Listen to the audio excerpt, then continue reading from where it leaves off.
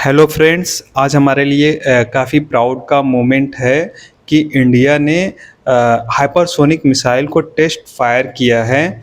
और ये test fire जो हुआ है मिसाइल का, ये डीआरडीओ के द्वारा हुआ है। आज सुबह ही डिफेंस मिनिस्ट्री के द्वारा ट्वीट किया गया कि हमने आज इस हाइपरसोनिक मिसाइल का टेस्ट फायर किया है। तो अब हम बात करते हैं इस मिसाइल की रेंज कितनी है जिसको हमने अभी बनाया है। तो इस मिसाइल की रेंज है 1500 किलोमीटर, जिसको हमने ग्राउंड से फायर किया है।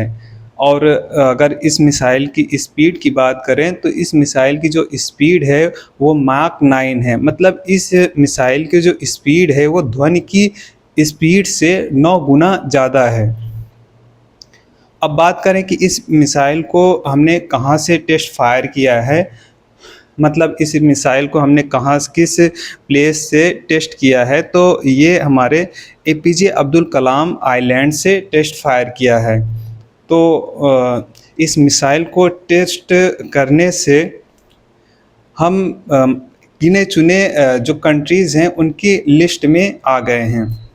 मतलब हमारे पहले कुछ ही कंट्रीज़ हैं जिन्होंने इस ऐसे मिसाइल बनाए हैं और उनका टेस्ट फायर किया है। तो इन कंट्रीज़ में हैं जैसे रसिया हो गया, दूसरा चाइना हो गया, और अभी यूएसए इस मिसाइल के टेस्टिंग अभी भी इस यूएसए इस मिसाइल की टेस्टिंग कर रहा है। और वो अभी पूरी तरीके से मिसाइल को, हाइपरसोनिक मिसाइल को नहीं बना पाया। दूसरा, अगर हम बात करें ईरान की, तो कुछ लोग कहते हैं कि ईरान ने ऐसे मिसाइल बना लिए हैं, कुछ कहते हैं कि नहीं बनाए हैं। तो now we are self dependent in making hypersonic missile. तो बात अब ये करते हैं कि मिसाइल्स जो होते हैं वो कितने प्रकार के होते हैं।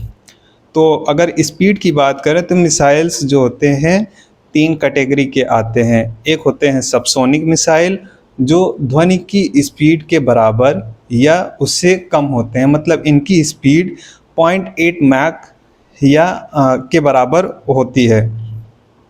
दूसरा होता है सबसोनिक मिसाइल, जिनकी स्पीड 2 to 3 मैक होती है। और तीसरी कैटेगरी होती है हाइपरसोनिक मिसाइल, जिसकी स्पीड होती है 5 मैक की, मतलब ध्वनि की स्पीड से 5 गुना या उससे ज़्यादा की अगर किस स्पीड किसी मिसाइल में है तो उसको हाइपरसोनिक मिसाइल कहते हैं।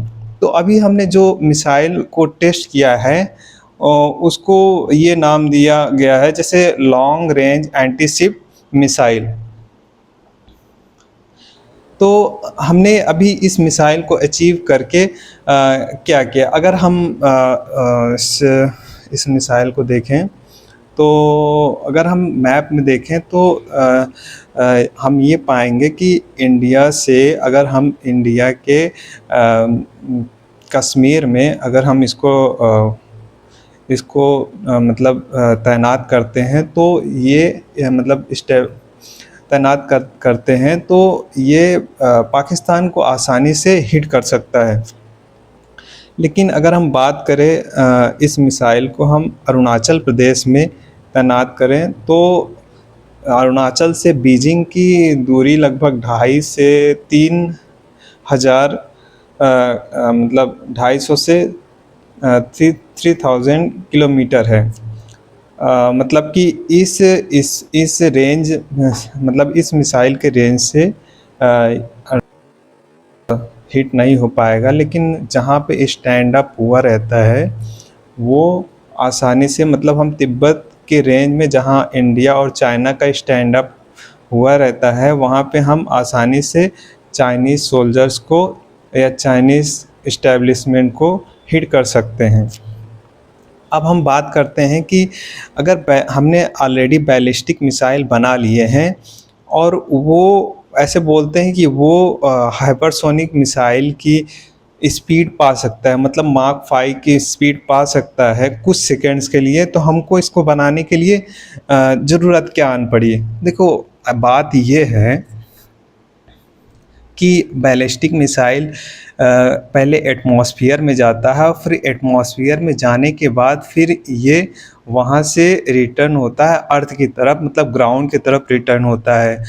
उस टाइम इसकी स्पीड इतनी होती है कि इसको मैन्यूवर करना आसान नहीं होता है। और कई बार ये भी होता है कि हाई एल्टीट्यूड पे होने के वजह से बैलिस्टिक मिसाइल रडार पे आ जाते हैं और इनको शूट डाउन कर सकते हैं। नेक्स्ट है कि जो हाइपरसोनिक मिसाइल होते हैं वो लो एल्टीट्यूड पे ट्रेवल करते हैं और रडार उनको डिटेक्ट नहीं कर सकता है और उनको आसानी से शूट डाउन नहीं किया जा सकता है। तो ये रही आज की जो हमने हाइपरसोनिक मिसाइल को टेस्ट फायर किया है उसकी कंप्लीट जानकारी। अगर हमारा वीडियो आपको अच्छा लगे तो वीडियो को लाइक, शेयर और सब्सक्राइब करें। Thank you friends.